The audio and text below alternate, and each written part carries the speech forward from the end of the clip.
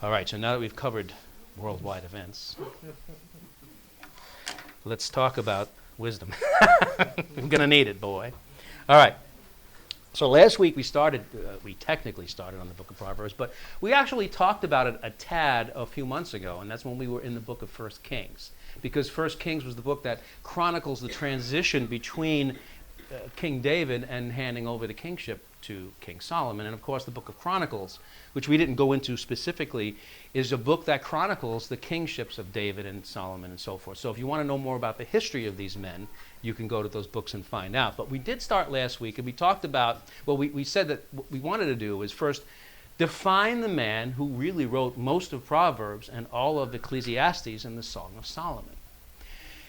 That's what I thought would be good first, because if in fact the most important feature of King Solomon, which we talked about last week, is that God made him the wisest man that had ever and would ever walk the face of this earth. And of course we have to exclude Jesus Christ from that, because he is God who walked the face of this earth, and there's no comparison to God. So we have to exclude Jesus Christ from that. But that means there is no one who has ever been wiser, as far as fully human being, as a son of Adam, if you will, than Solomon. So we talked about that. But we also talked about the concept, which really is driven home in his life, the overriding concept of starting well, which is good. But most of us, if you notice, don't start off that well. Even when we're called by Christ, a lot of us are not doing that great. And also, you have to look at the definition of what is starting well, and typically that's a personal definition, right? But by biblical standards, nobody starts well. But if you look at the situation, well, Solomon started out very well, and plus God gave him everything that he needed and more to finish well. But did he? He did not. By the same token, and I want to drive this point home again because it's important for me and you to realize, we have been given at the same time, even though God did not give us the wisdom of Solomon, he's promised to give us wisdom. Matter of fact, if you look at the book of James, what is one of the things that he freely says that he will give without upbraiding, without rebuke? What is it? What is it? Wisdom. Because it's important. If you live this life without wisdom, you deserve what you get. As a Christian, I hate to say it, because wisdom is at your disposal. And all you have to do is ask for it. And she's greater than anything. That's right. I was just going to say, you took the words, we must be wise. The Proverbs say that wisdom is as a great pearl, that you buy a land and for a great price just for that one pearl. And I have said to you in the past, it's my opinion, there are only two things you can leave this life with, this physical life with. Your eternal life, which means your mind and everything, your history and everything that you've learned from God, which of course is then also leads into wisdom. That's the only things you come in with nothing and you leave with nothing except with what you've stored up in heaven. But right now, the only thing you can take with you that is really of value is the wisdom you gain here and what you send up before you. Think of that. That's how important wisdom is. It's very important. And that's what the book of Proverbs talks about. But we can use Solomon as an example because he did not finish well. Matter of fact, it's not only that he didn't finish well, he just literally, through his sons, who he did not tenure very well, did he? Almost destroyed that nation. If it wasn't for God, that nation would have been destroyed. Right? Because it split under Jeroboam and Rehoboam because they're fools. They were the definition of fools. And you heard it, Pastor Joel talked about it, I guess about a month ago when he talked about them and the taxes, and they were listening to their young advisors, you know. But he was basically saying, you think that my father taxed you somewhat? You think that you want relief from that? You wait. You haven't seen nothing yet. You're going to be so oppressed, I'm going to crush you. And that's what he did, and that's what split the nation.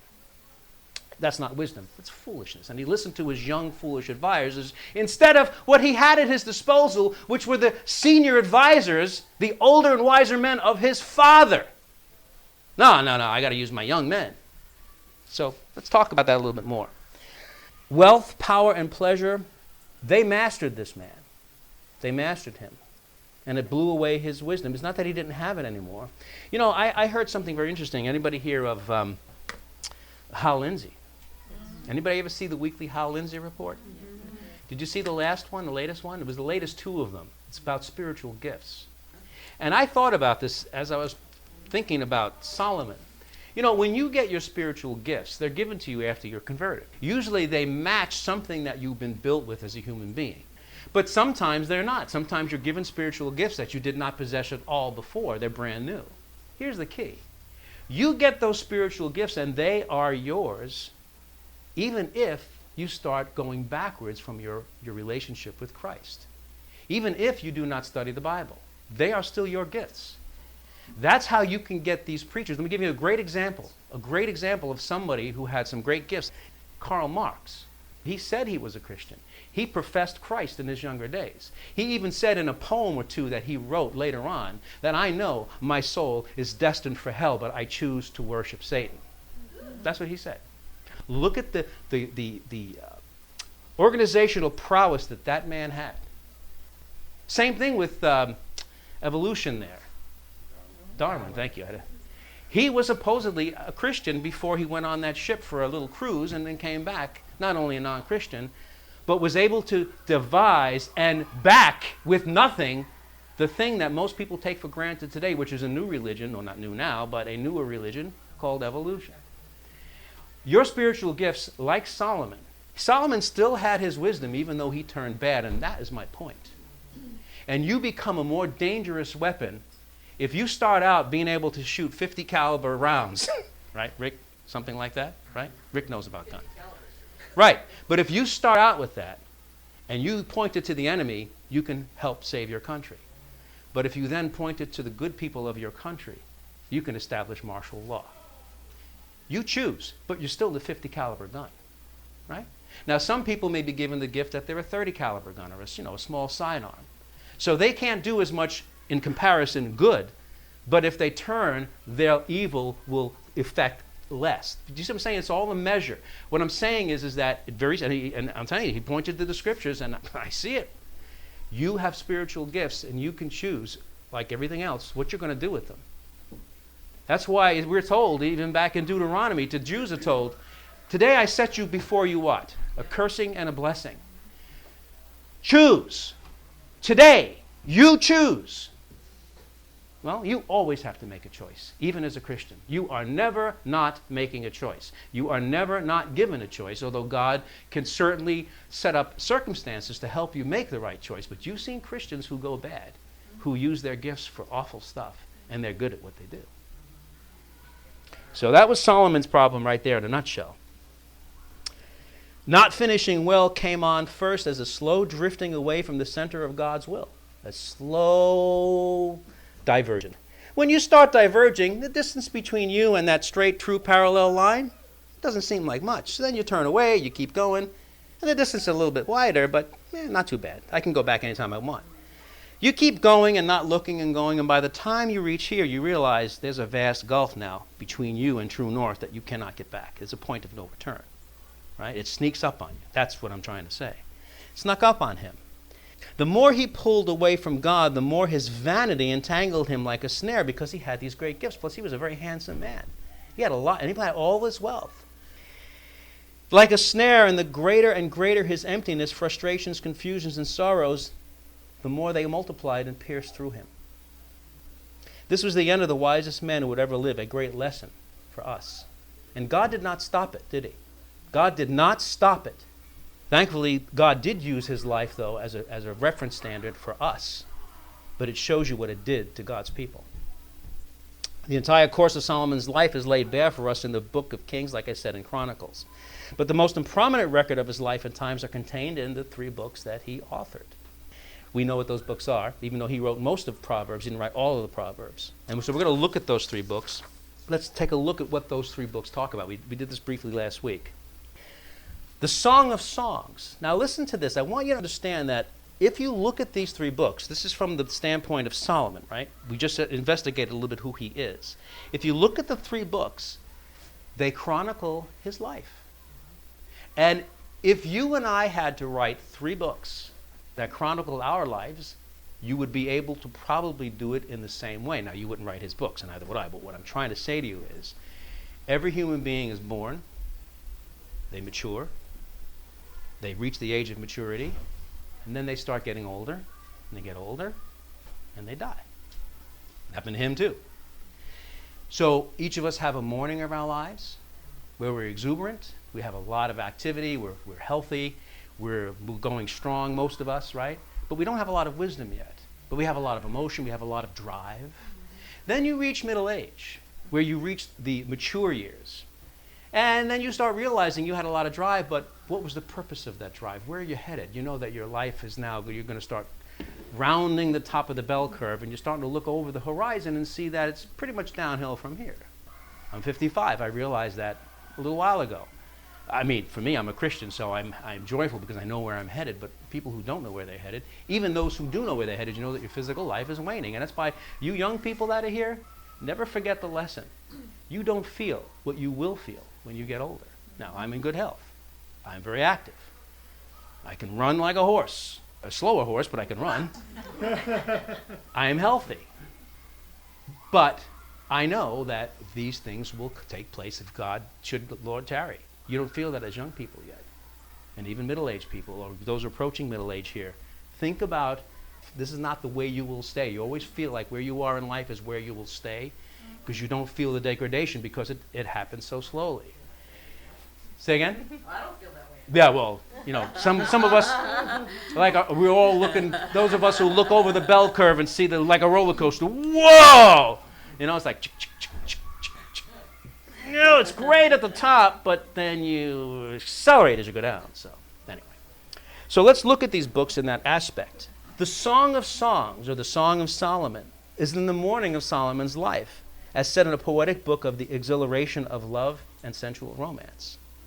Then comes Proverbs, the greatest book of wisdom ever written, right? The noontime of Solomon's life, basically a book of heavenly rules for earthly living. A man who had wisdom and had now added to that fund of wisdom knowledge and put them together in a wonderful cocktail of wisdom that's backed by real knowledge. Remember, in the book of Ecclesiastes is the evening of Solomon's life. And that is where he recounts from a regretful perspective. Remember, he did not finish well. The disillusionment in the waning years of his life as Solomon revisits the wreckage of what resulted as a wasted lifetime on earth. This book pleads with us to be mindful of this thing called finishing well. What's one of the things you can probably recall to mind? A statement, not even a verse of it, just a statement of Ecclesiastes. Anybody? Vanity of vanities, right? All is vanity, right? Some of you know that right off the top of your head. Actually, out of the three books, we're going to really spend more time in Ecclesiastes than any of the other two, because it's more important for what we're trying to show. Because Proverbs is pretty easily parsed if you just read it. We're going to go over the structure of Proverbs starting in 2 weeks. But I want to read you an excerpt from a book, and then I think we'll get close to wrapping up here. It's an excerpt from a book that's called Searching for Heaven on Earth by David Jeremiah. I bought this book a few years ago. Do you have the book? Does anybody have the book? I know you've read it. It's an excellent book. It really is based on the book of Ecclesiastes. But I want to read, it's because it's heaven, it's rules for heavenly. I mean, see, Proverbs is a book of wisdom, but there's very little history in it. There's really no history. There's no real exhortation other than living life in a wise way, okay? But as a recount of a life lived and the pitfalls of a life not well lived, and looking at life pragmatically, Proverbs doesn't do that. Song of Solomon doesn't do that. This book does, and so I think that's why David Jeremiah wrote this book. But I'm going to read you an excerpt from the foreword of this book, which I found very interesting. This is from the foreword of the book.